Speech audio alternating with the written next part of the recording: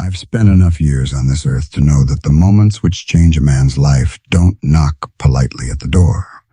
They come sudden and unwanted, like a storm rolling across the prairie when you've got no shelter in sight. Most folks spend their whole lives avoiding trouble, building fences between themselves and the world. But every now and then, the world finds you anyway, right when you've decided you don't want to be found. The horse stopped dead in the middle of the creek trail. Daniel Mercer pulled up short, leather reins cutting into his palms. His mare had her ears pinned flat, nostrils flaring at something downwind. Then he saw the shape crumpled against the rocks, a woman. Dark hair fanned across pale stone, one leg bent at an angle that made his stomach turn. He should have ridden on. A man alone out here didn't survive by collecting other people's troubles, but his boots hit dirt before the thought finished forming. Her eyes snapped open when he touched her shoulder, black, fierce, and full of fight, even half dead. Her hand clawed for a knife that wasn't there. Neither of them spoke. Somewhere beyond the ridge, hoofbeats echoed in the darkness. If you're watching tonight from somewhere out west, or maybe from a quiet porch where the stars still feel close, I'd love to hear where you're joining us from. And if these stories have become part of your evenings but you haven't yet subscribed, we'd be grateful to have you along for the journey. She weighed nothing. That was the first thing Daniel noticed as he lifted her onto the saddle. Bone and gristle under buckskin, ribs pressing through fabric thin as paper. Whoever this woman was, she hadn't eaten proper in weeks. The mare shifted beneath the extra weight, hooves scraping gravel. Daniel steadied the reins with one hand and kept the other pressed flat against the woman's back to hold her upright. Her head lolled against his shoulder, hot breath coming shallow and quick against his neck. 3 miles to the cabin, maybe 4. The moon wouldn't rise for another hour, and the trail through the wash turned treacherous in full dark. Loose shale waiting to snap a fetlock, gopher holes that could send a horse tumbling. Daniel kept the pace slow, steady, each hooffall measured. The woman made a sound once low, guttural, somewhere between a moan and a word he didn't recognize. Apache, maybe, or just pain finding its own voice. Her fingers twisted into the front of his shirt. Held on.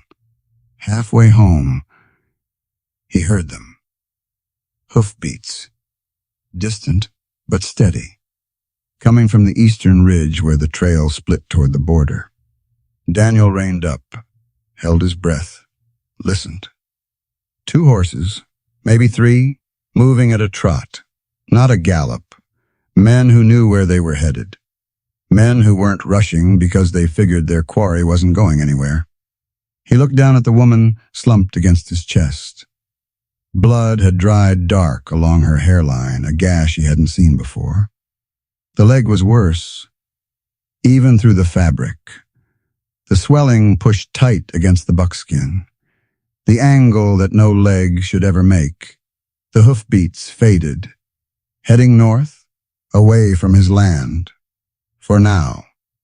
Daniel exhaled. The tension in his shoulders didn't ease. He nudged the mare forward. The cabin appeared 20 minutes later, low, squat, built for hard use rather than looks. No lamp in the window. He kept it dark on purpose. Getting her down from the horse took time. She woke halfway through the motion, cried out when her leg shifted. Her hand found his face in the darkness, pushed, then stopped. Easy, he said. I ain't gonna hurt you. She stared at him, black eyes catching starlight, deciding something. Then her body went slack, and she passed out cold in his arms. He carried her inside, laid her on the bed he hadn't shared with anyone in 3 years. That's when he saw the blood still seeping through her skirts, fresh, dark, spreading. The leg wasn't just broken. Daniel worked by feel alone. No lamp, no candle. Just the thin wash of starlight bleeding through the single window, and 3 years of knowing where everything sat in this cabin. His fingers found the break first, a jagged edge of bone pressing up against the inside of her calf. The skin around it hot and stretched tight as a drum. Blood welled up slow and steady around the wound, not spurting, not pulsing. The big vessels were still intact. Small mercy in a bad situation. He crossed to the cabinet by the cold stove, pulled out what little medicine the place held, a twist of willow bark wrapped in cheesecloth. A bottle of whiskey with maybe 3 fingers left. Clean rags torn from sheets that had once belonged to someone else. In the bottom drawer, a leather roll of tools he'd used on cattle. Never on a person. Never wanted to. But bone was bone. Flesh was flesh. The woman's breathing had gone shallow, quick little sips of air that barely moved her chest. Her face had turned the color of ash in the dim light. Daniel poured whiskey over his hands. The smell hit sharp, cutting through the copper stink of blood and the stale dust of a cabin shut up too long. He wiped his palms on his trousers, steadied himself. He'd set a calf's leg once, years back. Sarah had held the lantern while he worked, her voice calm and even, talking him through each step like she'd done it 100 times before. That calf lived, walked crooked the rest of its days.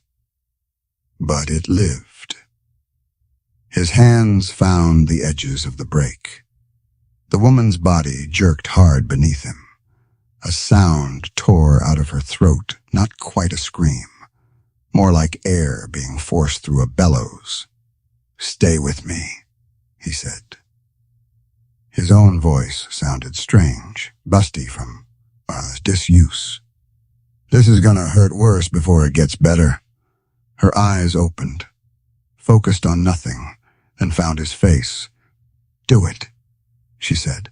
The words came out clear and hard, no pleading in them. Daniel pulled. The bone ground against bone as he worked the pieces back toward where they belonged. She didn't scream. Her whole body went rigid instead, tendons standing out in her neck like rope, fingers clawing at the mattress hard enough to tear through the ticking. A low, keening sound built in her chest and stayed trapped there, fighting to get out. The bone slid into place with a soft, wet sound that would stay with him for years. He bound the leg with strips of muslin, pulling tight, layering splints cut from kindling he'd gathered the week before. His hands shook now. Sweat dripped from his jaw, landing dark on her ruined skirts. When he finished, Daniel sat back on his heels. His breath came ragged. The woman had passed out again, her face slack, her skin the color of old candle wax.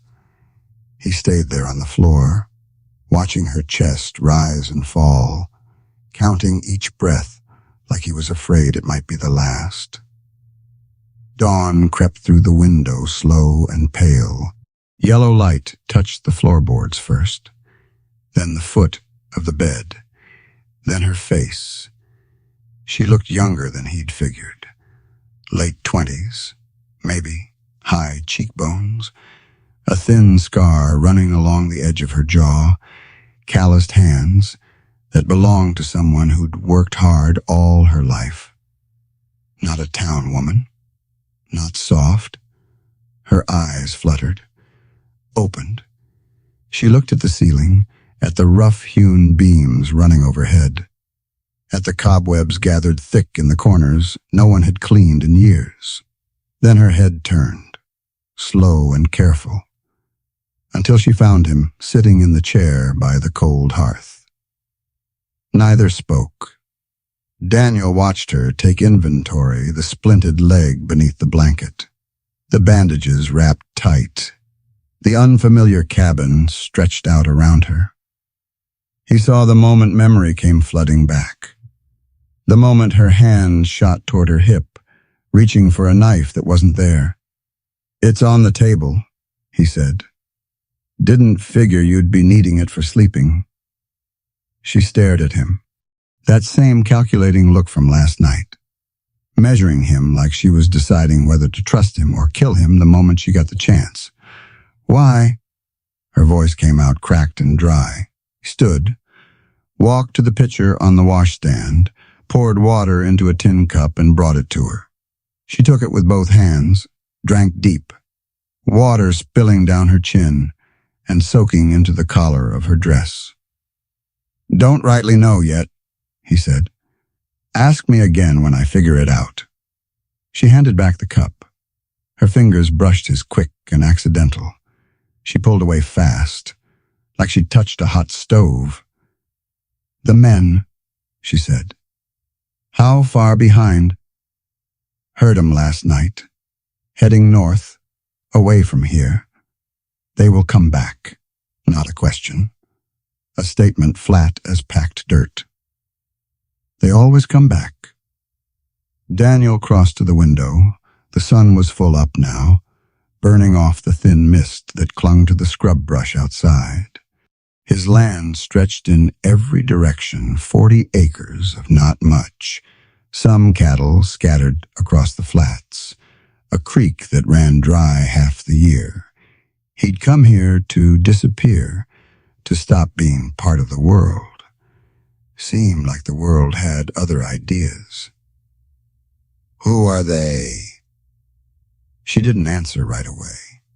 Her eyes had drifted to something across the room, the rocking chair, sitting empty in the corner, dust thick on its arms. Its curved runners that hadn't moved in years. A woman's chair. Anyone with sense could see that. "You live alone," she said. It wasn't a question. "Yeah." He kept his eyes on the empty land outside. Have for a while now. Silence filled the space between them. The cabin creaked and popped as the wood warmed in the morning sun, somewhere outside. A quail called 2 sharp notes hanging in the air. Then nothing. "My name is Naylan." Her voice carried an edge note, stronger than before. "You saved my life. I did not ask for it. But I owe you a debt." Daniel turned from the window, looked at her, straight on. She met his gaze without flinching, and without looking away. "I ain't looking for debts," he said. "Then what are you looking for?" The question hung between them like smoke. He didn't have an answer. Hadn't had one in 3 years. He lifted his hat from the peg by the door, set it on his head. "Got chores that won't wait. There's food in the cabinet if you can reach it jerky. Some biscuits from yesterday. Water's in the pitcher. Don't try putting weight on that leg." "Wait." Her hand reached out, not toward him, toward the table where her knife lay catching the morning light.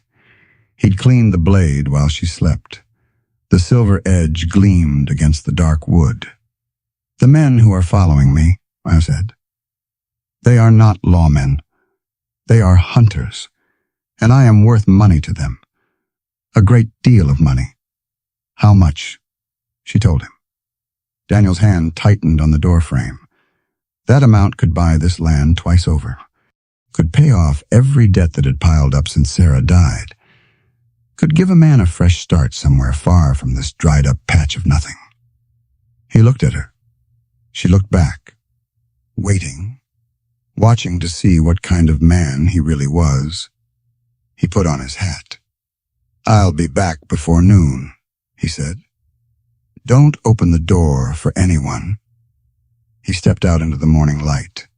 The sun hit his face, warm and bright and completely indifferent. to everything happening beneath it. His horse stood at the rail where he'd left her, ears pricked forward, watching something on the eastern ridge. Daniel followed her gaze. 3 columns of dust rose against the pale sky, maybe 2 miles out. Moving slow, moving steady, moving straight toward his land. The hunters weren't heading north anymore.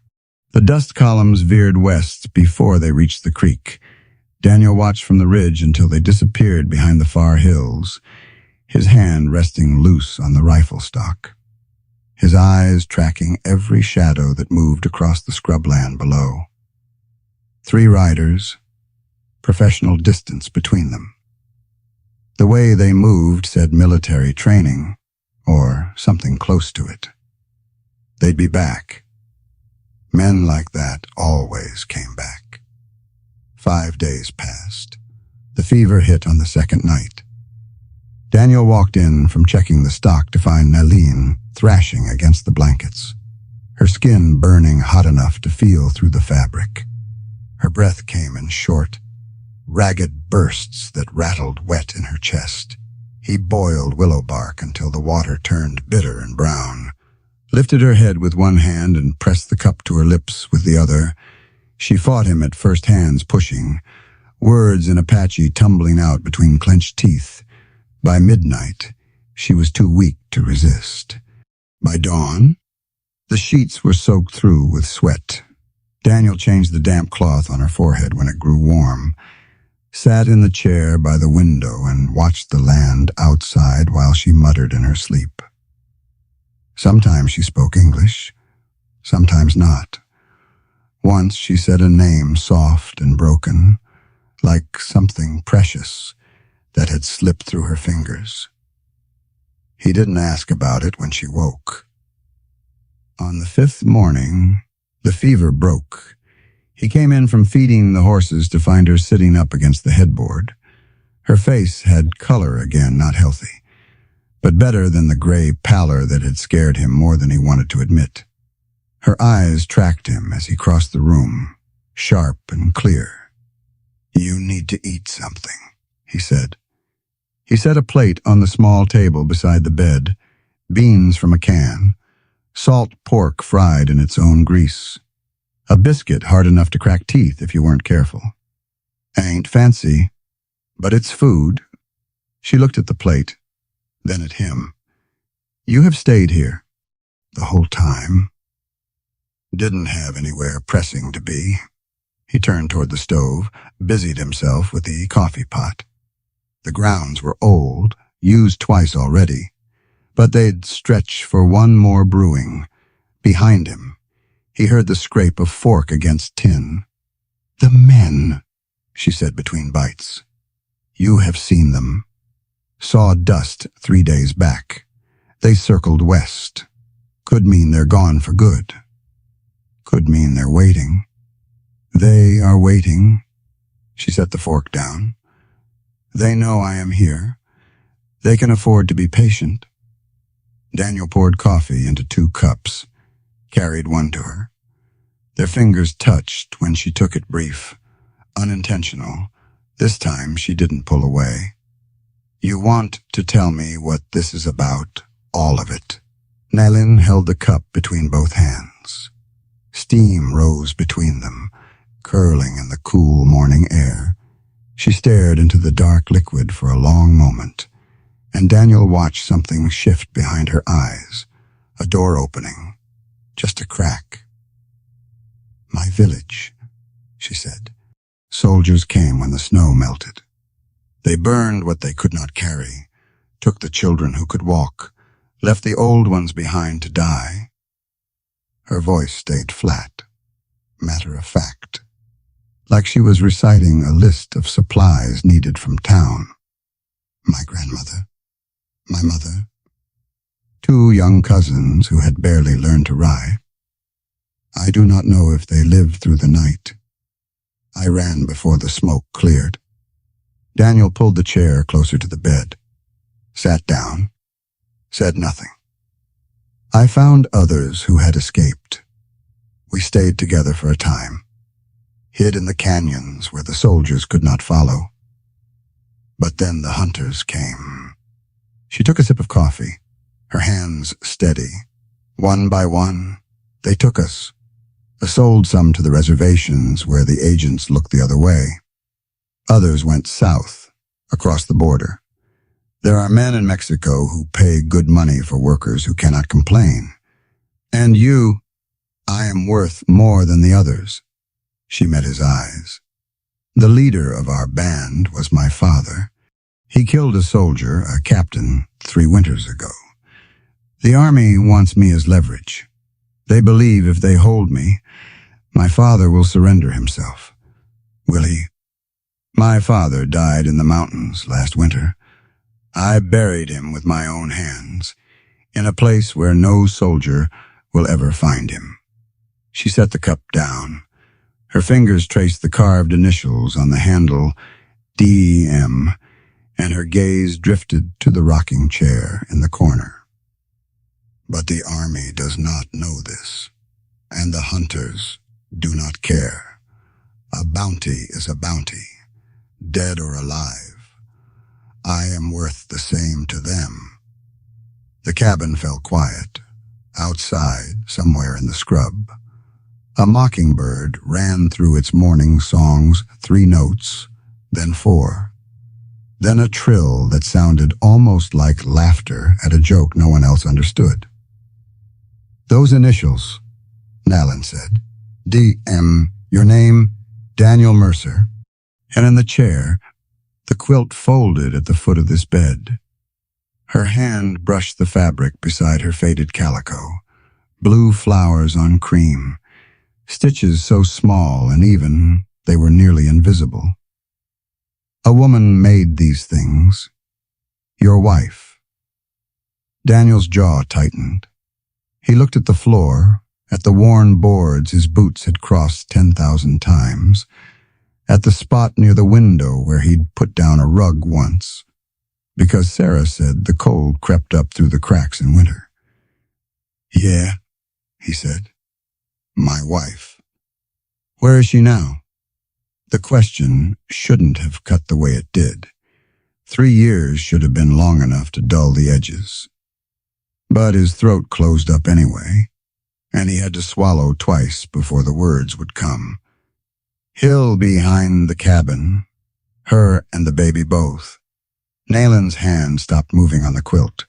She looked at him, really looked, the way she had that first night when she was deciding whether he was worth trusting. The rocking chair, she said. You did not build it. Yeah, mother did. Wedding gift. Sarah was going to use it when... He stopped, shook his head once, sharp. Doesn't matter now. It matters. Why? Because you are still here. Because you saved a stranger who brought nothing to your door but trouble and the promise of more. Because you sat by this bed for 5 days when leaving would have been easier. She shifted against the pillows, wincing as her leg moved beneath the blankets. A man with nothing left does not do these things.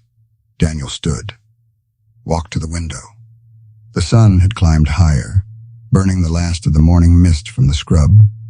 His cattle grazed in the distance, 46 head now, after losing 1 to a rattlesnake last month.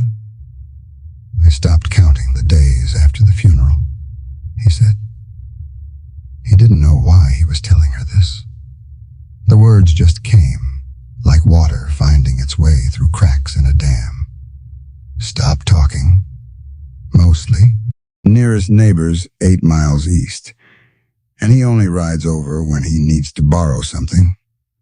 I figured that was fine. Figured I'd just work the land until my body gave out. Then find a quiet spot and let the desert take back what it loaned me. He turned. Nalin was watching him, her face half hidden in shadow. That sounded like a man with nothing left. That sounds like a man who forgot what he was holding on for. Maybe so. He crossed to the door, took his hat from the peg. Maybe I'm still figuring that part out. Daniel.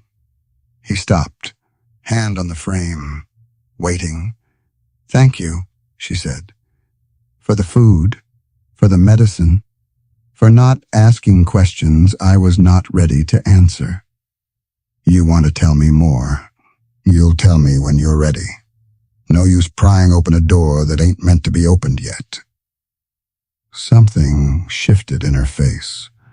The hard edges softened, just for a moment, before she pulled them back into place like armor going on for battle. The coffee, she said. It is terrible. Daniel stared at her.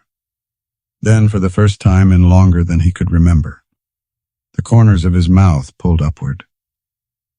Yeah, he said. I know. He stepped out onto the porch. The evening air carried the smell of sage and cooling earth.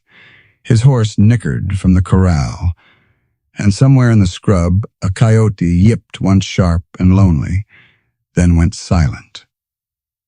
Daniel sat down on the step, took his hat off and held it loose in his hands, behind him, through the thin cabin walls.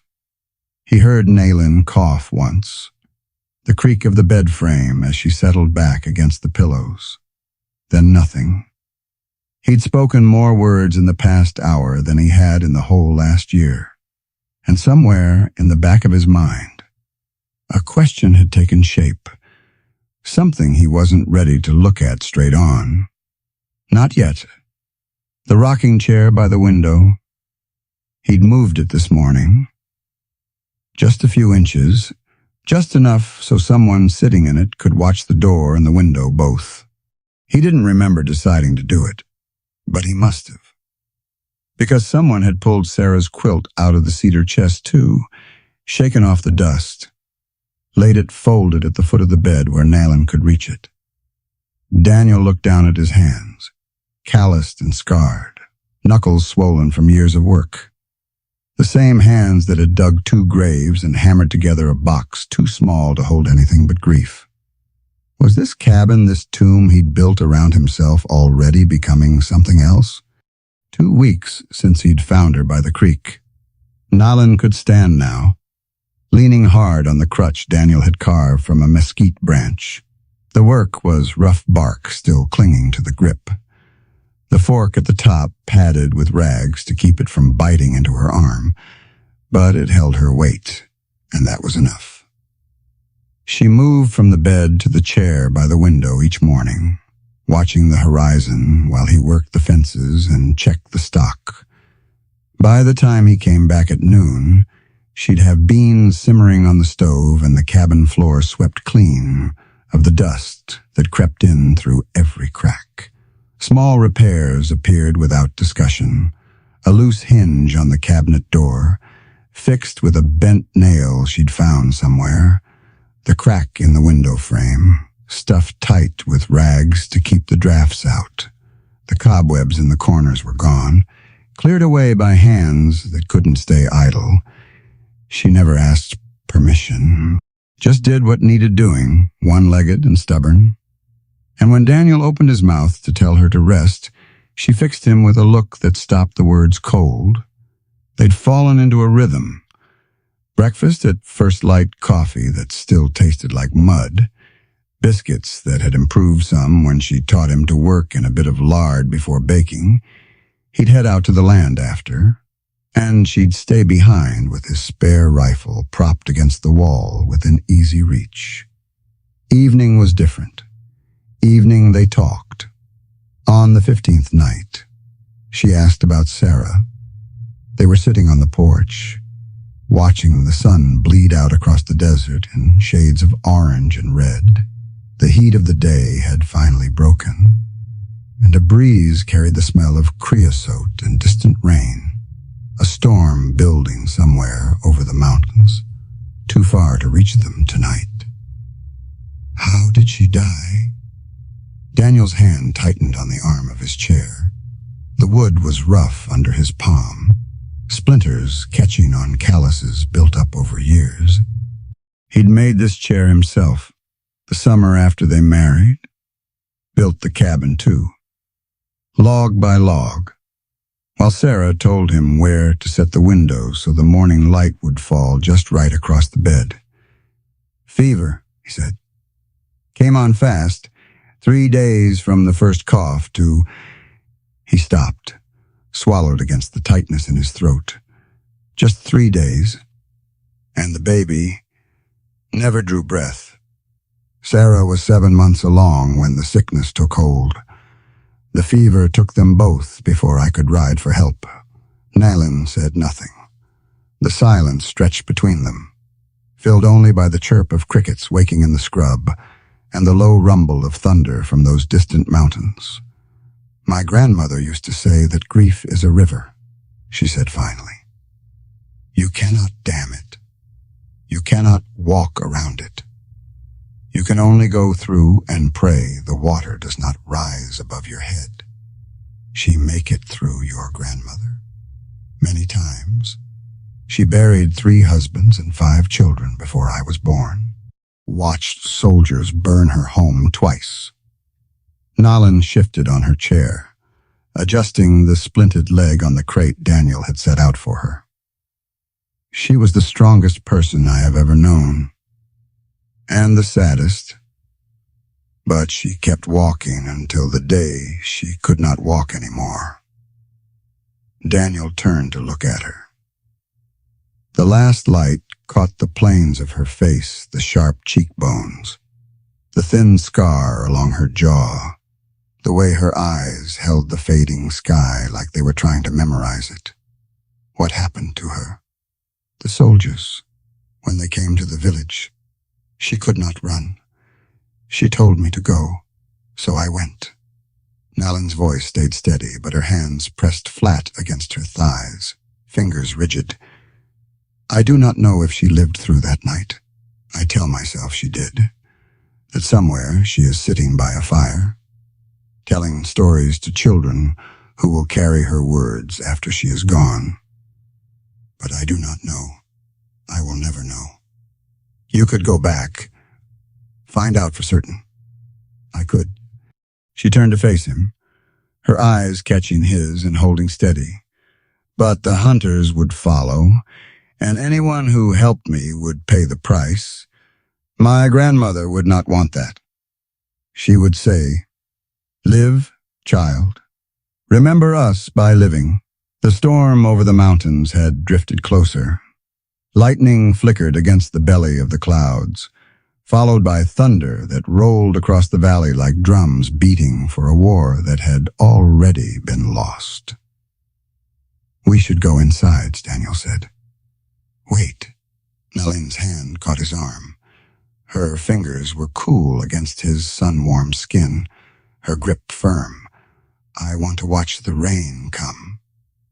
So they waited. The storm crawled across the foothills, lightning stitching through the darkness, thunder building from a whisper to a roar. The wind picked up, carrying the smell of wet earth and the sharp bite of ozone. The first drops fell fat and heavy, spattering against the parched ground like stones thrown by an angry hand. Then the sky split open. Rain hammered Dhaka, the cabin roof, poured off the eaves in sheets, turned the dust of the yard to mud in seconds. Daniel and Nayland pressed back against the cabin wall, but the spray still found them, misting their faces, soaking through their sleeves, dripping from the ends of their hair. She was laughing. The sound startled him. Low at first, barely audible over the roar of the storm, then fuller, richer, spilling out of her like something that had been locked away too long. She tilted her head back and let the rain wash over her face. And she laughed like the world had cracked open and shown her something beautiful hiding underneath all the ugliness. Daniel watched her. Something cracked in his chest, too. Something that had been frozen so deep he'd forgotten it was there. He didn't laugh. Couldn't. Not yet. But his mouth pulled into a shape it hadn't made in 3 years, and he let the rain soak through his shirt without caring. The storm lasted an hour. They stayed on the porch the whole time, soaked through to the bone, not talking, just watching the desert drink its fill. When the clouds finally moved on and the stars emerged one by one overhead, Nalin turned to him. "Thank you," she said, "for what I didn't make the rain come, for staying." She pushed herself up on the crutch, wincing as her leg shifted beneath her. "My people say that rain washes away what we no longer need to carry. I had forgotten that was true." She paused, searching for words in a language that wasn't hers. "Tonight, I remembered." She went inside. Daniel stayed on the porch, listening to the drip of water from the eaves and the slow return of the crickets testing their voices after the storm. His shirt stuck to his skin, cold now that the rain had passed. He should go change, should check that the cabin roof hadn't sprung a leak, should do any of a dozen practical things. Instead, he sat in the chair he'd built for lazy summer evenings with Sarah and watched the mist rise from the cooling earth. The numbness was still there, the grief too, familiar as his own heartbeat. But underneath it, something else had started moving. Something small and stubborn, pushing up through the dark like a seed that didn't know it was supposed to stay buried. He didn't have a name for it. Wasn't sure he wanted one yet. The next morning, Daniel woke to the smell of fresh coffee. Real coffee. Not the twice-boiled dregs he'd been stretching for weeks. He sat up, blinking against the light that streamed through the window, and found the cabin warm with wood smoke and the sizzle of something frying in the pan. He pulled on his boots and stepped outside. Nalin was sitting by the woodpile, her bad legs stretched out straight, splitting kindling with her knife. The sound of the blade striking wood rang out steady and sure thunk. Crack. Thunk. Small pieces, the size for starting fires. The kind of work a person could do sitting down. "You shouldn't be out here," Daniel said. She didn't look up. "Someone has to split the kindling. You let the pile run down to nothing." "I was getting around to it." "When next spring?" She set another piece on the stump, brought the blade down clean. "There is also a hole in your chicken coop. I saw tracks this morning. Something has been getting in." "Fox, most likely. Lost 2 hens last month. Then fixed the hole." He stared at her. She still wasn't looking at him, but the corner of her mouth had curved just slightly. "You always this bossy." "My grandmother used to say it was my finest quality." Now she did look up, and something sparked in her eyes, something that hadn't been there before. "Also my worst." Daniel shook his head, turned toward the corral, then stopped and looked back. "The coffee this morning. Where'd you find beans that fresh bottom of the cabinet?" "Behind the flour tin. You had a whole bag buried back there you didn't know about." "That's so." He started walking again, hiding the twitch at the corner of his mouth. "It ain't terrible this time." Such high praise from the man who has been drinking mud for 3 years. He laughed. The sound came out rusty, more cough than anything else, surprised out of him before he could stop it. But it was there, rough and real, hanging in the morning air between them, like smoke from a fire just catching. Nalin's knife stopped mid-swing. She looked at him, really looked.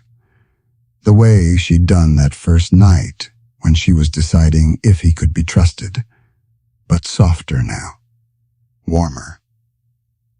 "There," she said quietly. "I knew he was still in there somewhere." "Who?" "The man underneath all that silence." She went back to her work, the blade rising and falling in steady rhythm. I was starting to wonder if he had left for good. Daniel didn't answer. He walked to the corral, saddled his horse, and rode out to check the fence line like he did every morning. But twice he caught himself turning in the saddle to look back at the cabin, at the thin thread of smoke rising from the chimney into the clear blue sky. The fence needed mending in 3 places where the posts had rotted through.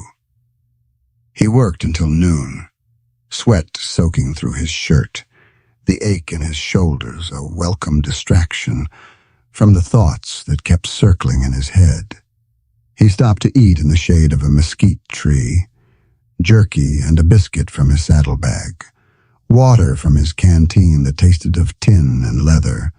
The land stretched out around him, brown and gold under the midday sun, the distant mountains swimming in heat haze.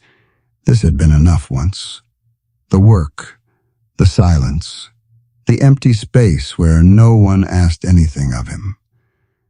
Now the silence felt different, thinner, like a cloth worn through from too much washing.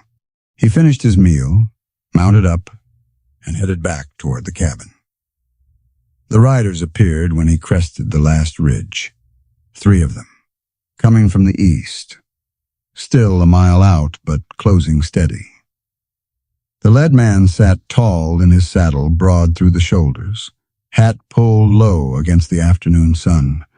The 2 behind him spread wide, flanking like men who knew their business. Daniel reined up. His hand moved to the rifle in its scabbard, fingers finding the stock. The cabin sat below in the valley, small and exposed. Smoke still drifted from the chimney, no sign of movement outside. The riders hadn't spotted him yet. They were following the creek bed, taking the easy path, their attention fixed on what waited ahead. Daniel had maybe 5 minutes.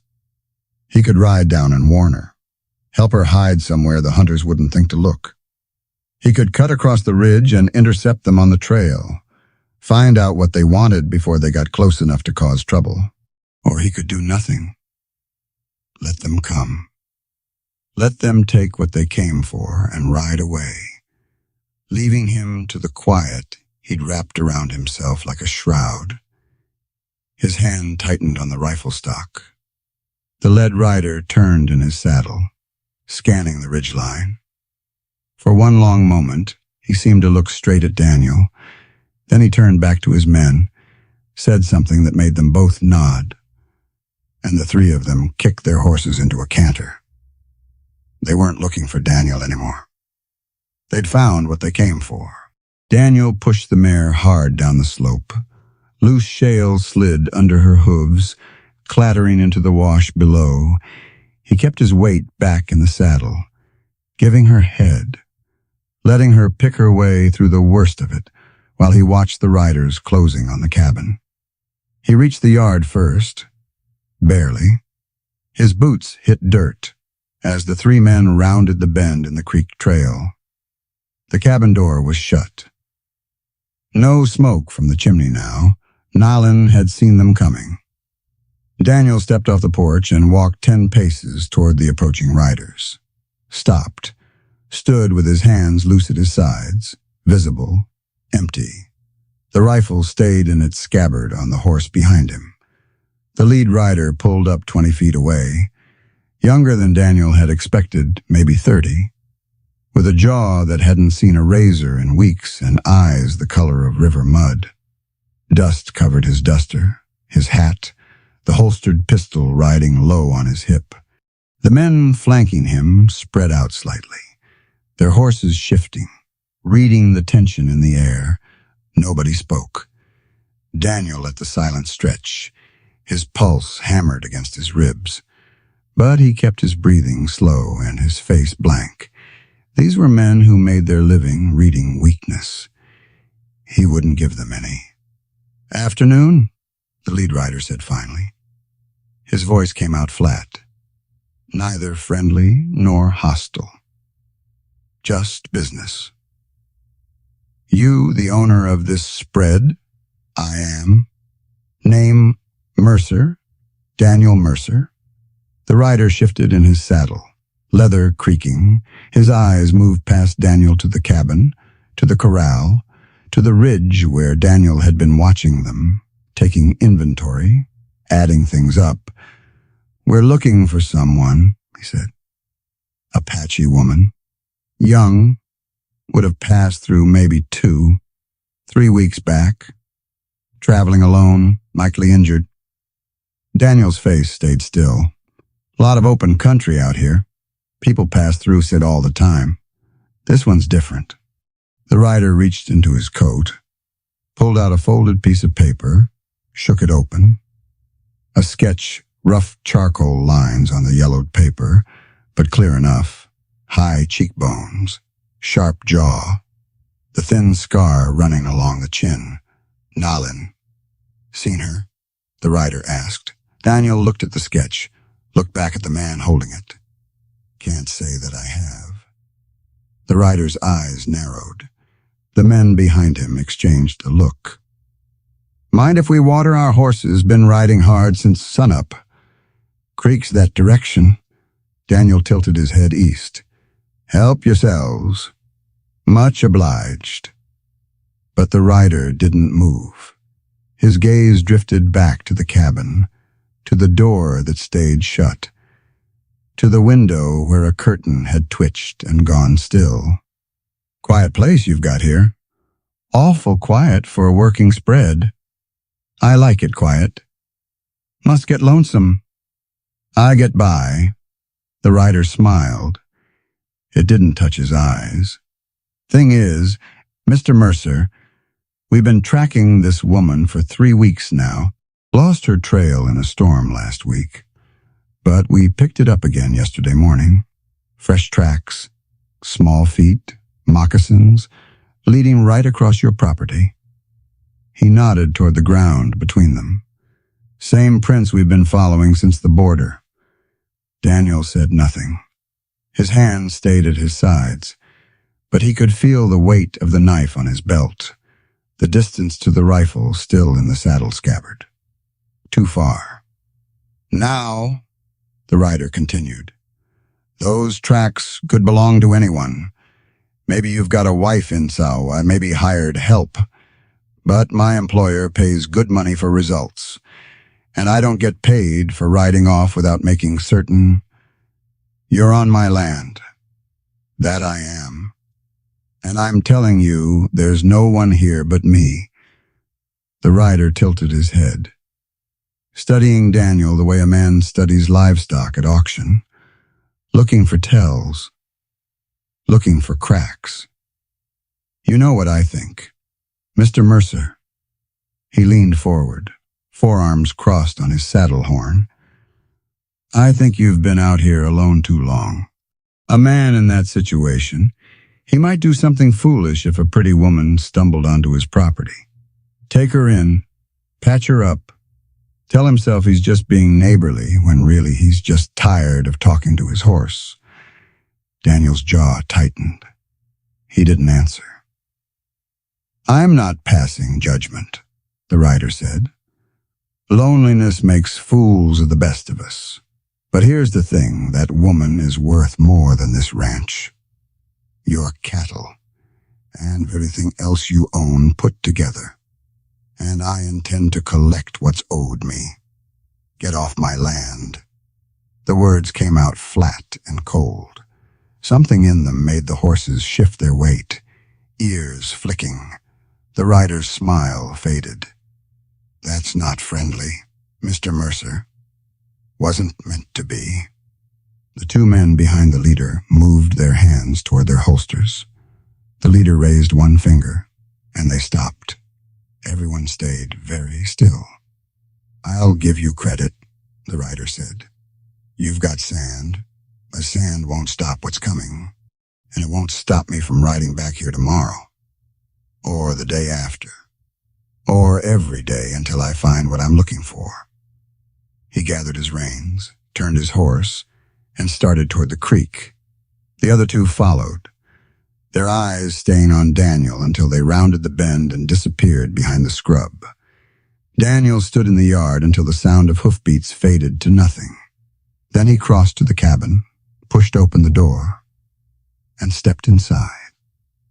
Nalin was pressed against the wall beside the window. His spare rifle lay across her lap, her finger resting on the trigger guard. Her chest rose and fell in quick, shallow rhythm. "They will be back," she said. "I know. Tonight. Tomorrow at the latest. I know." She pushed herself upright, leaning heavy on the crutch. Her eyes moved around the cabin to the door, the windows, the rifle mounted above the cold hearth. "I should go. Draw them away from here. You have done enough. Your leg won't carry you 2 miles, let alone far enough to shake men like that. Then I will die out there, instead of bringing death to your door." Daniel crossed the room, stopped in front of her, close enough to see the pulse beating fast in the hollow of her throat. "You're not going anywhere. You cannot fight 3 men. I'm not planning to fight them." He took a breath. "I'm planning to find out who's paying their wages." Nalin stared at him. "What difference does that make?" "Maybe none, and maybe everything." He walked to the window, eased the curtain aside an inch. The riders were still at the creek, watering their horses, taking their time, making sure he knew they weren't going anywhere. Those men aren't army. No uniforms, no papers. They're working for someone. But it isn't the government. And if it is someone else, then maybe there's another way out of this that doesn't end with anyone getting buried. "You are a fool, Daniel Mercer." "Probably." He let the curtain fall. "But I'm not going to sit here waiting for them to kick down my door." Nalin was quiet for a long moment. Then she lowered herself into the chair by the window, her splinted legs stretched out before her, the rifle resting across her knees. "My grandmother had a saying," she said.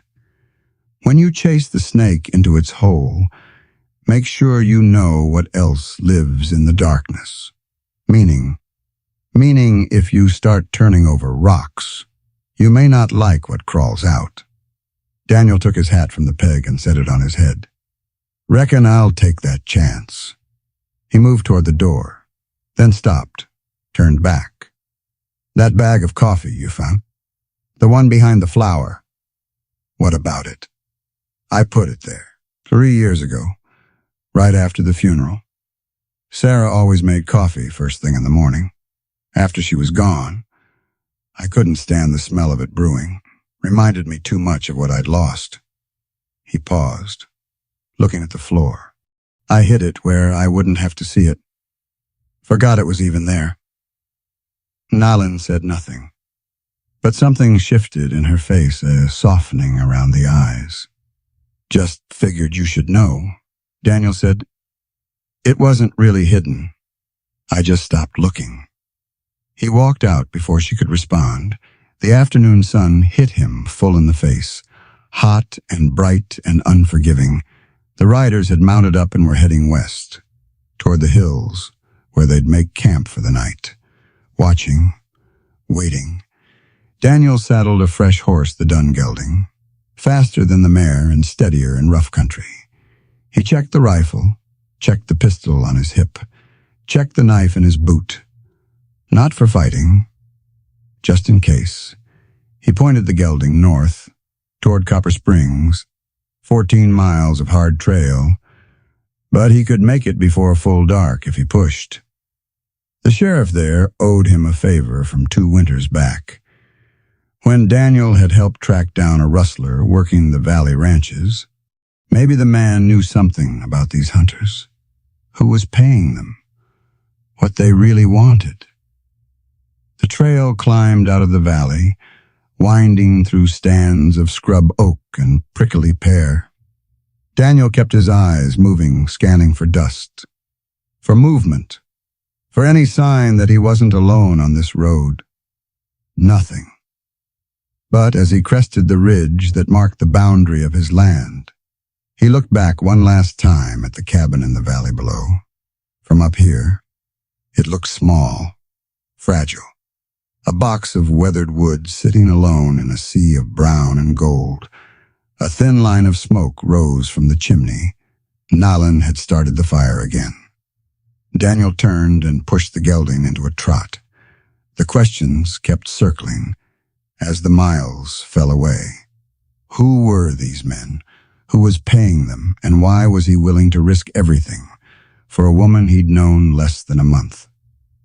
He didn't have answers. Not yet.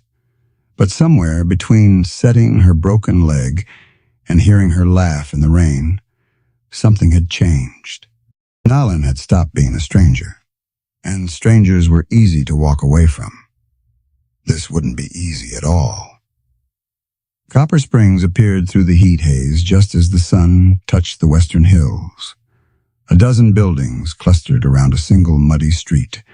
A mercantile, a saloon, a livery stable with a sagging roof, and at the far end, the sheriff's office, a squat adobe building with iron bars on the windows and a lamp burning in the front room. Daniel tied his horse to the rail and pushed through the door. The office was empty. No one behind the desk. No deputies lounging by the stove. Just a single lamp burning low and a smell that made Daniel's stomach turn over. Copper, sharp, fresh. He found the blood on the floor behind the desk, a pool of it.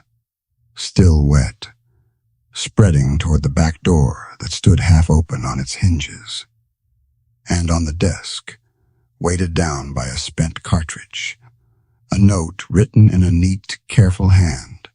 Ask about the woman again, and the next body will be yours. Daniel rode through the night. The moon hung fat and low over the desert, throwing silver light across the scrub. His horse stumbled twice on the rocky trail, legs trembling from the hard push.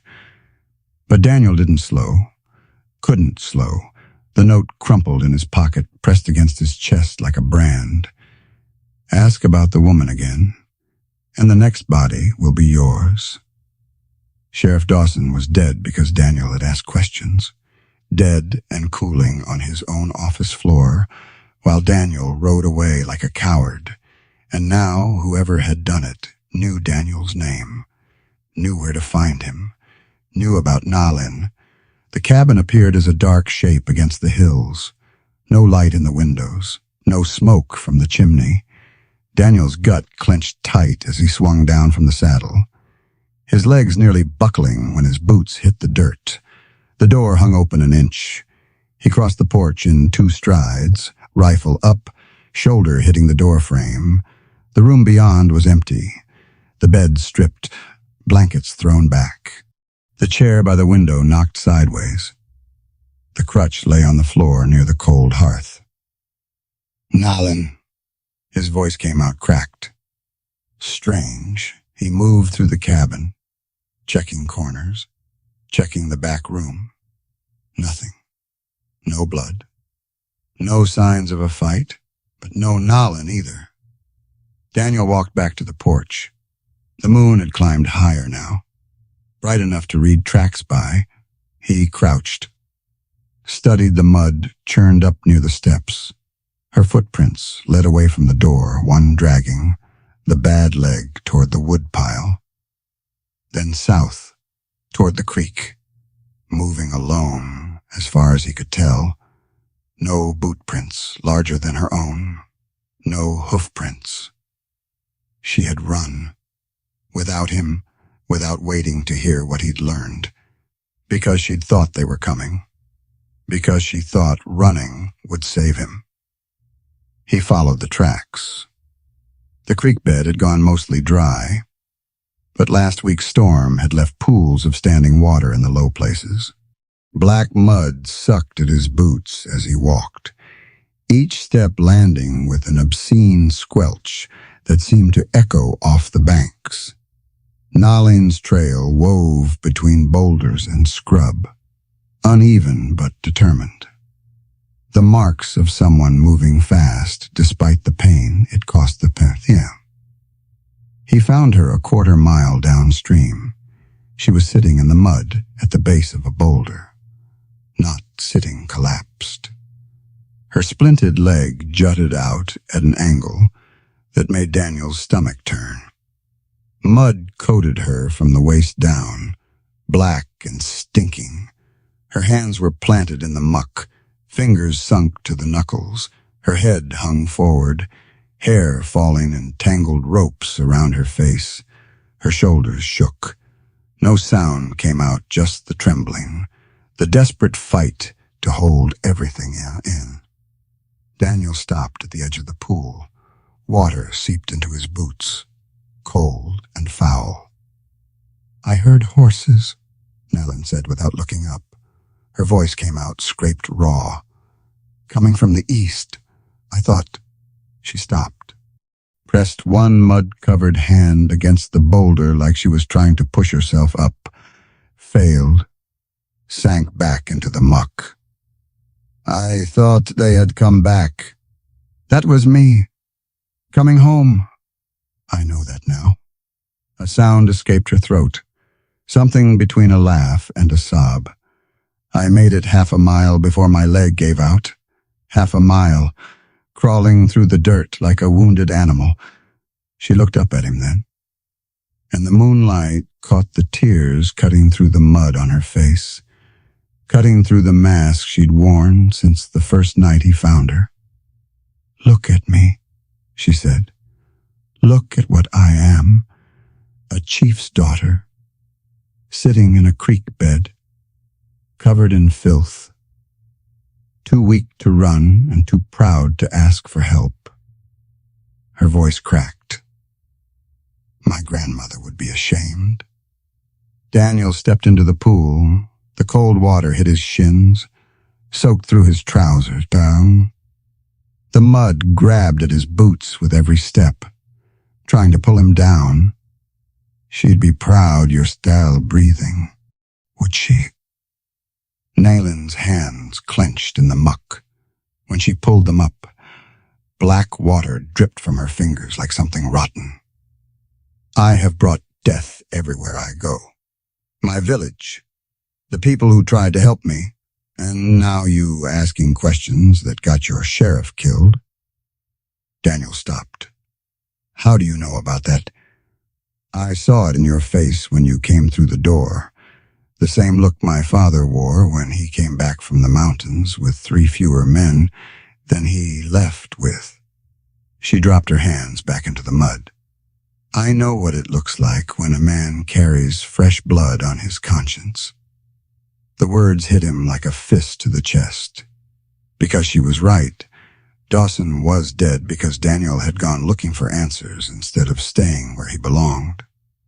His knees buckled. He didn't try to stop them. The mud swallowed him up to the thighs, cold, thick, stinking of rot and stagnant water. His palms sank into the muck when he caught himself, and the smell hit him full in the face. Death, decay, everything that waited at the end. "I rode all the way to Copper Springs," he said. The words came out flat, empty. 14 miles, because I thought maybe I could find out who was behind this. Maybe I could fix things. And instead, I led them straight to the one man who might have helped us. Led them straight to him so they could cut his throat and leave him bleeding on his own floor. Nalen was quiet. The creek trickled past them, indifferent. "I've been telling myself I was helping you," Daniel said. "Telling myself I was doing something good for once, something Sarah would have been proud of." He looked down at his hands, buried to the wrists in black mud. "But maybe I just wanted to feel like a man again, like someone who mattered. And I didn't care who got hurt along the way." "That's not true." "How would you know? 'Cause a man who only cared about himself would have ridden past me that first night. Nalin pulled one hand free of the mud, reached toward him. A man like that would have taken the bounty money and never looked back. Her fingers found his wrist, gripped hard. Her hand was cold, slick with mud. But the strength in it surprised him. "You are not that man, Daniel Mercer. And I am not the wounded animal I let myself become tonight." He looked at her, at the mud streaking her face, the tears still wet on her cheeks, the fierce stubbornness burning in her eyes despite everything. "We're a pair, aren't we?" he said, sitting in a creek bed in the middle of the night, covered in mud, feeling sorry for ourselves. Something flickered across her face, the ghost of a smile. "My grandmother would say we looked like two fools who forgot how to stand. Then maybe we should remind ourselves." He pulled his hand free of the muck, planted it on the boulder, pushed himself up, legs shaking, mud sluicing off his trousers in thick sheets. Then he reached down, took both of Nalin's hands in his, and pulled. She came up slowly, fighting for every inch, her splinted leg dragging through the mud. Her weight sagged against him, and for a moment they both nearly went back down. But he dug his heels in, and she locked her good leg under her. And somehow they stayed upright. They stood there in the moonlight, holding each other up, covered head to foot in black mud and stinking of the creek. "I did not ask for rescue," Nalin said quietly, "but I am glad you found me. I didn't know I was looking for anyone." Daniel's hands were still gripping hers. He didn't let go. "Turns out I was—" They made it back to the cabin as the sky began to lighten in the east. Nalin's leg had swelled badly from the exertion. Each step drew a hiss through her clenched teeth. Daniel half carried her the last 100 yards, his arm around her waist, her fingers digging into his shoulder hard enough to bruise. He got a fire going, heated water, found clean rags to wipe away the worst of the mud. Neither of them spoke much. There wasn't need. The silence between them had changed, not empty anymore, but full of something that didn't require words. By the time the sun cleared the horizon, they were sitting at the small table, 2 cups of coffee between them. Nalin's ruined dress hung by the fire to dry. She wore one of Daniel's old shirts now, the sleeves rolled up past her wrists. "The men who killed the sheriff," she said. "They will come here next. Probably. And you will not run." "No." She wrapped her hands around the cup. Steam rose between them. "Then neither will I." Daniel looked at her across the table, at the mud still caked in the roots of her hair, at the exhaustion written in every line of her face, at the steel underneath it all. "We need help," he said. "I can't fight them alone. And you can barely walk." "Who would help us?" "You said yourself the nearest neighbor is 8 miles off." "Not a neighbor." He turned the cup in his hands, watching the dark liquid swirl. "When I was in Copper Springs, before I found the sheriff, I saw something, sitting in the saloon, gray hair, watching the street like he was waiting for someone." "You think he was watching for you?" "No, but he was watching." Daniel looked up, and he was the only person in that whole town who didn't look surprised when I walked through the door asking about bounty hunters. Nalin's eyes narrowed. "You think he knows something? I think he might know everything." Outside, the sun continued its climb. The scrub brush caught the light, turning from gray to gold. Somewhere in the distance, a hawk screamed. And from the eastern ridge, where the trail came down from Copper Springs, A single column of dust rose against the pale morning sky. Someone was coming. Daniel grabbed the rifle and stepped onto the porch. The dust column moved slow and steady down the trail from the ridge. One rider, no flanking men, no spread formation like the hunters used. Just a single figure making its way toward the cabin in the pale morning light. "Stay inside," he said over his shoulder. Nellen didn't argue. He heard the scrape of the chair as she positioned herself by the window, heard the click of the rifle action as she checked the load. The rider emerged from the scrub 100 yards out, gray hair catching the sun, tall in the saddle despite the stoop of age. He held something white above his head, a cloth tied to a stick, flapping in the morning breeze, a flag of truce. Daniel kept the rifle loose in his hands, but didn't lower it. The rider stopped 50 yards from the cabin and waited. "That's close enough," Daniel called. The old man's voice carried clear across the distance. "Mr. Mercer, my name is Tom Reeves. I've come a long way to find you. I'm looking for me, or for her. Both." Reeves lowered the flag, let it rest across his saddle. "But not for the reasons you're thinking. I'm not riding with those hunters. I'm here because her brother sent me." Behind Daniel, the cabin door creaked open. Nalan's voice came out sharp as a blade. "My brother is dead. He died in the mountains with our father." Reeves shook his head slowly. The motion carried a weariness that went bone deep. "No, ma'am." He didn't. The old man reached into his coat, slow, deliberate, keeping his hands visible. He pulled out something small and held it up so the light caught it. "He's been searching for you for 8 months now, and he won't stop until he finds you." Even from this distance, Daniel could see what the man was holding. A photograph. Small, faded, bent at the corners.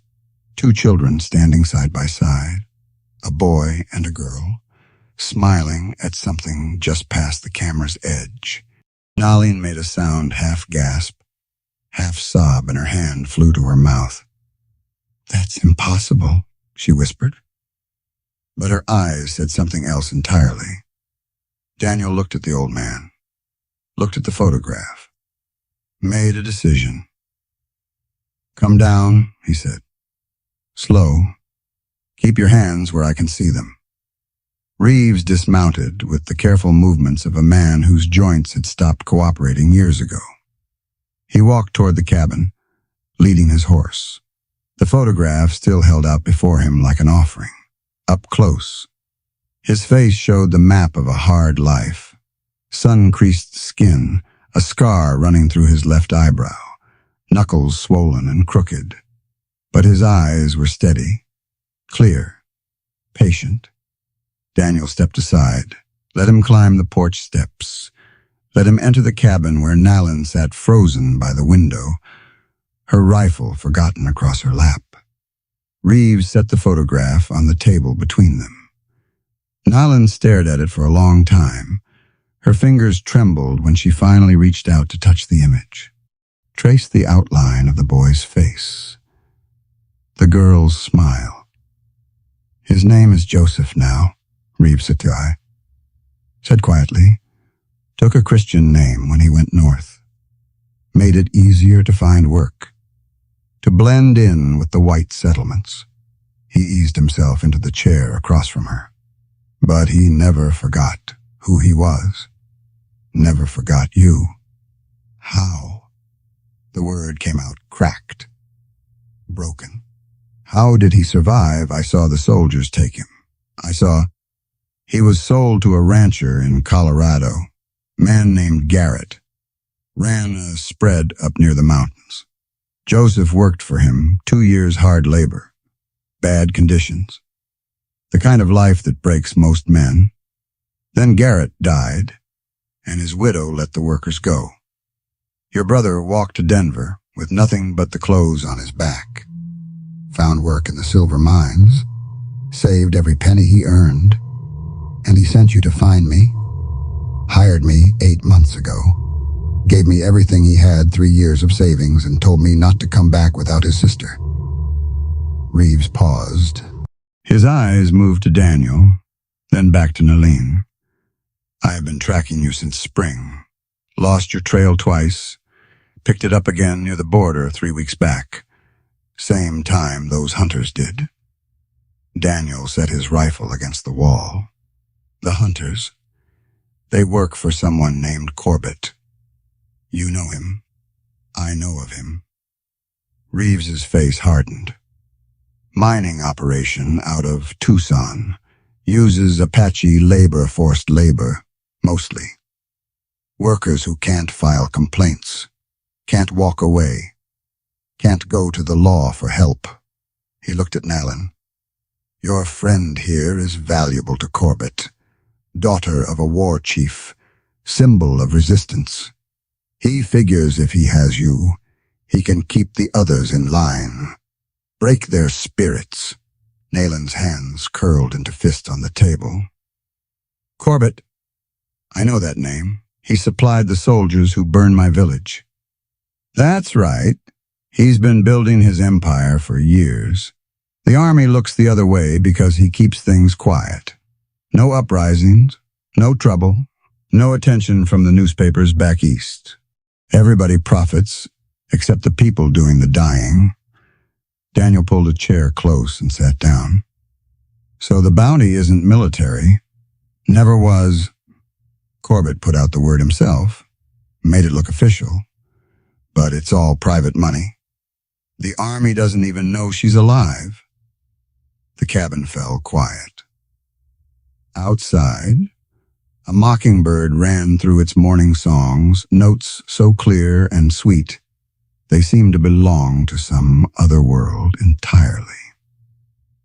The hunters, Daniel said. There are 3 of them camped in the western hills, and they killed the sheriff in Copper Springs last night. Reeves nodded slowly. Corbett's men, he's got more where they came from. If the first group fails, he'll send another, and another after that. He's patient, and he's got money to burn. Then running won't work. Running is all she's been doing for a year. It hasn't worked yet. Reeves leaned forward. But there might be another way. Nalin looked up from the photograph. What way? Your brother didn't just send me to find you. He went to Tucson himself 3 days ago. Walked straight into Corbett's office and demanded an audience. Daniel's hand tightened on the table edge. He did what? Joseph offered Corbett everything he had. His savings, his future, his life. If that's what it took to buy your freedom, Nalin's breath caught. And Corbett turned him down, had his men beat Joseph and throw him in the street. Reeves paused. The lines on his face deepened. But Joseph went back the next morning, stood outside Corbett's door until the man agreed to see him again, offered to take your place in the mines, volunteered to work off whatever debt Corbett imagined you owed. No. Nalin pushed back from the table. No. He cannot. He didn't have to. Reeves held up one hand. Corbett turned him down again. But something happened in that room. Something changed in Corbett's face when he watched your brother stand there, sick and half-starved, offering his own flesh to save someone he hadn't seen in years. Daniel leaned forward. What are you saying? Before Reeves could answer, the sound of hooves reached them through the cabin walls. Multiple horses, moving fast, coming from the west. Daniel grabbed his rifle, crossed to the window. 3 riders had crested the ridge, the hunters, pushing their horses hard toward the cabin, but they weren't alone. A 4th rider followed behind them, moving at an easy pace, gray-haired, broad-shouldered. sitting his saddle like a man who owned everything his eyes touched. "That's Corbett," Reeves said quietly. "He got here faster than I expected." Nalin struggled to her feet, reaching for her rifle. Daniel caught her arm. "No, let me handle this." "Daniel, stay here, both of you." He walked out onto the porch. The hunters pulled up in the yard, their horses blowing hard, their hands resting on their holstered pistols. The leader, the young one with the muddy eyes, had a fresh bruise darkening his cheekbone. His lip curled when he saw Daniel standing there alone. "Told you we'd be back, Mr. Mercer." Daniel said nothing. His eyes stayed on the fourth rider, who approached at a walk and reined up behind his men. Corbett was older than Daniel had imagined, 60, maybe 65. Deep lines carved his face, and his hair had gone white at the temples. But his eyes held something cold and calculating, the look of a man who had spent decades treating people like entries in a ledger. "Mr. Mercer." Corbett's voice came out smooth, cultured, completely at odds with the violence his men represented. "I understand you've been harboring something that belongs to me. Nobody here belongs to you. That's a matter of perspective." Corbett dismounted with the ease of a much younger man, walked toward the porch. "The woman inside is worth a considerable sum. I've invested time and resources in her capture. It seems only fair that I recover my investment. You'll have to go through me first." Corbett smiled. It didn't touch his eyes. "That can be arranged." The hunters began to spread out, hands moving toward their weapons. Daniel's finger found the trigger of his rifle. And then Corbett raised one hand. "Wait." Everyone froze. Corbett stood very still, his eyes fixed on something past Daniel's shoulder. His face had changed, the cold calculation giving way to something Daniel couldn't read, something that looked almost like pain. Daniel turned. Nalin stood in the doorway. She had pushed past the doorframe, steadying herself against the wall. In her hands, she held the photograph Reeves had brought. "I know why you're here," she said. Her voice carried clear across the yard. "I know what you want, but before you take me, I want to know one thing." Corbett's jaw tightened. "And what is that?" "My brother came to you, offered you everything he had. Why did you let him walk away?"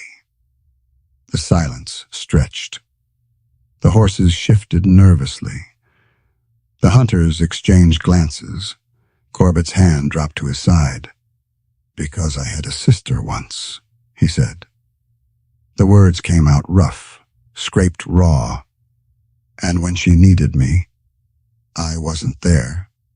I let her die alone in a place worse than any mine I've ever run." He took a step back, then on another. "Call off your men," Nylon said. "The bounty. Call them off and walk away. You owe yourself that much, even if you owe me nothing." Corbett stood motionless. The morning sun caught the white in his hair, the lines carved deep around his mouth. He looked at Nalin, at the photograph in her hands, at something only he could see. Then he turned to his men. "We're leaving." The lead hunter's face went slack. "Sir, I said we're leaving." Corbett mounted his horse in one smooth motion. "The bounty is canceled. The woman is free. If I hear that any of you came within 50 miles of this place again, I'll bury you myself." He wheeled his horse and rode toward the ridge without looking back. The hunters sat frozen for a long moment. Then, one by one, they turned and followed their employer into the hills. Daniel watched until the dust settled, until the only sound was the wind through the scrub and the mockingbird still singing in the distance. Nalin sagged against the door frame. The photograph slipped from her fingers, drifting down to the porch boards. "He let us go," she said. "I don't understand. After everything, he just let us go." Reeves stepped out of the cabin behind her, bent down, picked up the photograph and pressed it back into her hands. "Your brother is in Denver," he said, "waiting for you. He's sick, the mines took his lungs, but he's alive, and he wants to see you before the end." Nayland looked at the photograph, at the two children smiling up from the faded paper. "How far is Denver?" 3 weeks if we travel careful. No, if we push." She turned to Daniel. Her eyes were wet, but her voice came out steady. "Will you come with me?" Daniel looked at the cabin behind her, at the land stretching out in every direction, at everything he'd built and everything he'd buried here. Then he looked at her. "Yeah," he said. "I reckon I will." The boarding house on Larimer Street sat wedged between a tailor's shop and a hardware store. 3 stories of weathered brick, windows gray with coal dust, a sign so faded the letters had nearly disappeared into the wood. Denver sprawled around them, noise and crowds, the clatter of wagons on cobblestones, the smell of smoke and horse manure, and something sweet drifting from a bakery down the block. Nayland hadn't spoken since they crossed the city limits. She sat rigid in the saddle, hands white-knuckled on the reins, her eyes fixed on the building ahead. Daniel dismounted first, tied the horses to a post worn smooth by years of use, walked around to help her down. "I can't do this," she said. "You can. What if he doesn't recognize me? What if I look at him and see a stranger?" Her voice cracked. "What if I've forgotten how to be his sister?"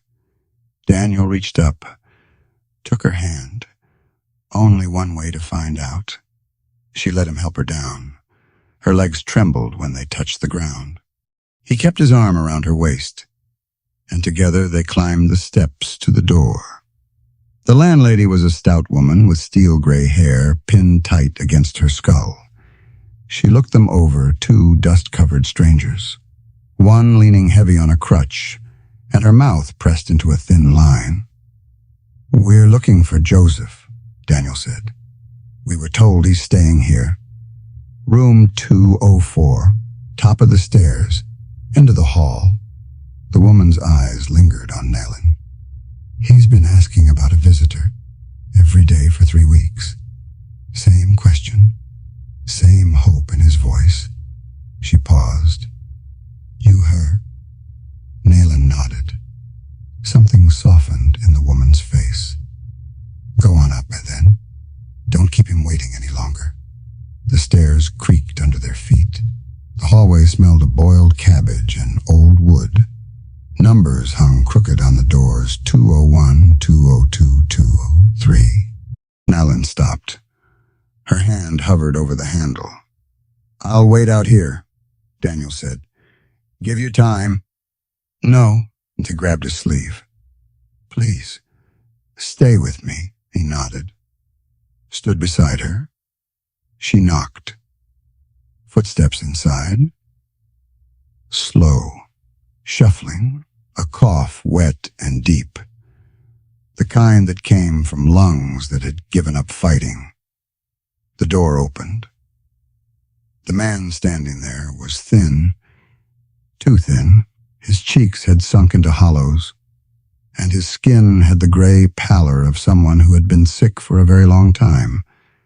But his eyes dark, fierce, alive were the same eyes Daniel saw every time he looked at Nayland. For a moment, nobody moved. Then Joseph spoke, one word, a name. "Nayland." She made a sound that wasn't quite a sob, crossed the threshold, fell into her brother's arms. Daniel stepped back, gave them the doorway, watched them hold each other in the thin morning light, Joseph's shoulders shaking, Nayland's face pressed into his chest. neither of them able to speak. He leaned against the wall and waited. The boarding house hummed around him. Footsteps on other floors. Voices muffled through walls. The clatter of pots from the kitchen below. Ordinary sounds. Ordinary life continuing while two people who had lost everything found each other again. An hour passed. Maybe more. Daniel heard their voices through the door nailings, then Joseph's, then both together. Sometimes the words came clear, sometimes they blurred into sounds without meaning. Once, he heard laughter. Once, a long silence that seemed to hold its own weight. The door opened. Nalin stood there, her eyes red-rimmed but clear. "He wants to meet you," she said. Daniel followed her inside. The room was small, a narrow bed, a single chair, a washstand with a cracked mirror. Joseph sat propped against pillows, a blanket across his lap, up close. His illness showed even more plainly. His breathing came shallow and labored. Each inhale a visible effort, but he smiled when Daniel entered. A wide, genuine smile that changed his whole face. "You're the one who saved her," Joseph said. His voice came out soft, ravaged by the coughing, but steady underneath. "I've heard the whole story now. 3 times over." He gestured to the chair beside the bed. "Sit. Please.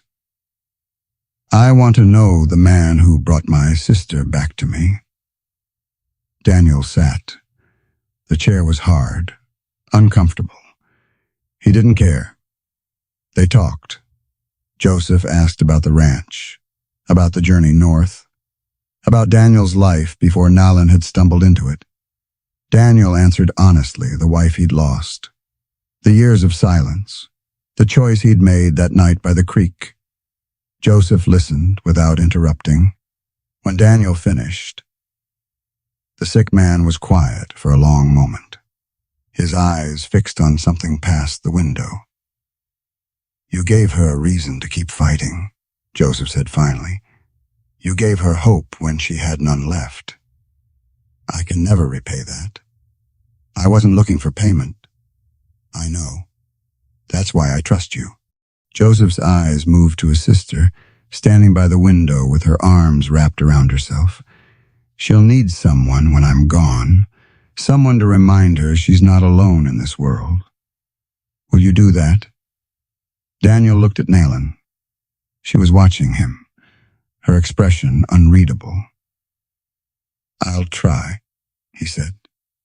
Joseph nodded, closed his eyes, his breathing slowed, evening out into the rhythm of exhausted sleep. Nalin crossed to the bed, pulled the blanket higher over her brother's chest. Her hand lingered on his shoulder.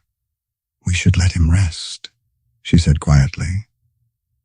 They stepped into the hallway.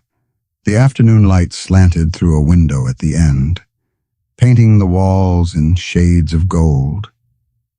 "What now?" Daniel asked. Nalin looked at him, at the door behind them, at the world waiting outside. "I stay," she said, "for however long he has left. Days, weeks, I stay." And after, she was quiet. Her fingers traced the edge of the door frame. "My grandmother used to say the future is a river we cannot see until we're standing in it." She paused. "I've spent so long running from the past. I forgot how to look forward. You don't have to decide anything right now. I know." She turned to face him fully. "But I want you to know something.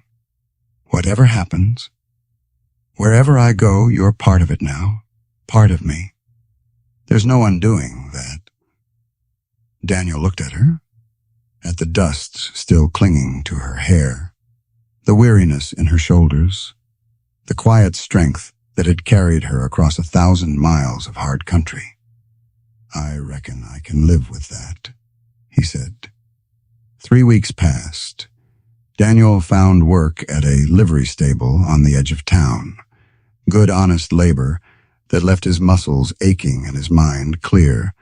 He rented a room in a boarding house 2 blocks away and spent his evenings at Joseph's bedside, listening to stories of a life and a people he was only beginning to understand. Joseph grew weaker. The cough deepened. Some nights Daniel would wake to footsteps in the hallway and know that Naline was sitting beside her brother's bed, watching him breathe, counting the hours she had left. But there was laughter, too. Joseph had a dry wit that reminded Daniel of his own father. The siblings bickered over old memories, argued about stories from their childhood, finished each other's sentences the way only family could. On the 23rd day, Joseph asked to be moved to the window. He wanted to see the mountains. He said, "One last time." Daniel helped carry him, set him in a chair facing west, where the Rockies rose blue and jagged against the afternoon sky. Joseph looked at those peaks for a long time. His breathing had grown worse, each exhale a rattle, each inhale a fight. "Strange," he said finally. "I always thought I'd die in the mountains. Like our father, and this is better. Here, with family." He reached for Nalin's hand, then for Daniel's. "With both of you." Nalin knelt beside him, pressed her forehead to his fingers. "I'm not ready," she whispered. "Nobody ever is." Joseph's grip tightened briefly on Daniel's hand. "Take care of her. Take care of each other. That's all I ask." "I will." Joseph smiled, turned back to the window. "The mountains," he said. "They look different from here. Softer." His hand relaxed in Nalin's grip. His chest went still, and the room fell silent.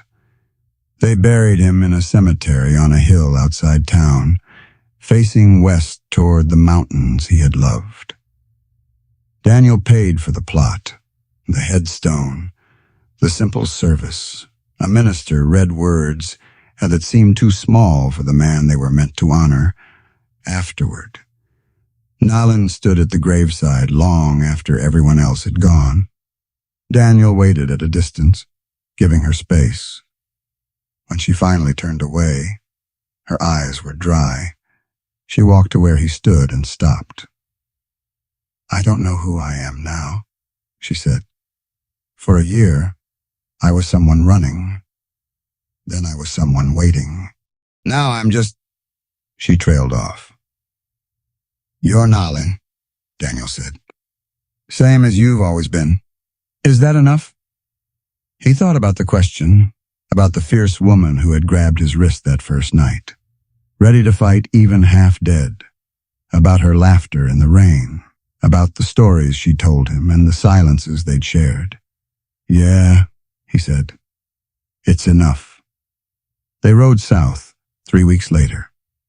The weather had turned cool mornings, the smell of autumn on the wind, leaves starting to show their colors on the mountainsides. The cabin looked the same when they arrived, a little more weathered, maybe, the garden more overgrown, but still standing, solid, waiting. Daniel dismounted, looked at the place he'd called home for 5 years. The porch where he'd sat with Sarah on summer evenings, the hill behind, where 2 graves lay side by side under a cottonwood tree. Nalin came to stand beside him. "It's smaller than I remembered," she said. "Most things are, once you've been away." She looked at the cabin, at the corral, at the land stretching out in every direction under the autumn sky. "Will you stay?" she asked. Daniel turned to face her. "Will you—" She didn't answer right away. Her eyes moved to the hill, to the graves she'd never seen but knew about all the same. "I'd like to meet them," she said quietly, "if that's all right." He took her hand, led her up the slope. The headstones had weathered since he'd left. Lichen crept across the carved letters. Sarah Mercer, 1855 to 1883, and beside it, smaller baby Mercer, 1883. Daniel stood at the foot of the graves, Nalan beside him. The wind moved through the cottonwood branches overhead, carrying the smell of dry leaves and cooling earth. "This is Nalan," he said. He stopped, searched for the right words. "She's someone I think you would have liked." The silence stretched, full, not empty. Naleen knelt, placed her palm flat against the earth beside Sarah's stone. "I will take care of him," she said, "as he has taken care of me." They walked back to the cabin together. Daniel pushed open the door. The air inside was stale, thick with the smell of dust and cold ashes. But the rocking chair still stood by the window, right where he'd left it. The quilt lay folded at the foot of the bed. The coffee pot sat cold on the stove. Nalan moved through the space slowly. Her fingers touched surfaces: the table, the chair back, the window frame, taking inventory, making it real. "It needs work," she said. "Most things worth keeping do." She turned to face him. The afternoon light caught her face, softening the hard edges, warming her skin. "Then we should get started." Daniel looked at her, at the cabin around them, at the future taking shape in the space between them. "Yeah," he said. "I reckon we should." He walked to the stove, found the coffee pot, carried it to the door, emptied out the old grounds, and started fresh. Behind him, Nalan opened the window, let the air in, let the light in, and somewhere outside, in the cottonwood tree on the hill, a meadowlark began to sing. Some stories leave us sitting quiet for a while afterward. This one carries a weight that's hard to name. Something about watching two people who had stopped looking for anything find each other anyway, about the way grief can hollow us out, and how sometimes another person's presence is the only thing that helps us remember we're still here. Many of us know what it is to carry something heavy for a long time without anyone noticing. To wake up each morning and go through the motions because stopping feels too much like giving up. Some of us have loved someone and lost them and wondered if we'd ever feel anything real again. Perhaps you've been the stranger who showed up at exactly the right moment for someone else, without ever knowing what it meant to them. It's all right if this story stirred up things that don't have easy answers. Not everything needs to be resolved. Some feelings are allowed to simply rest. The way Daniel finally let that rocking chair face the morning light again. Thank you for staying until the meadowlark sang. It means more than you know.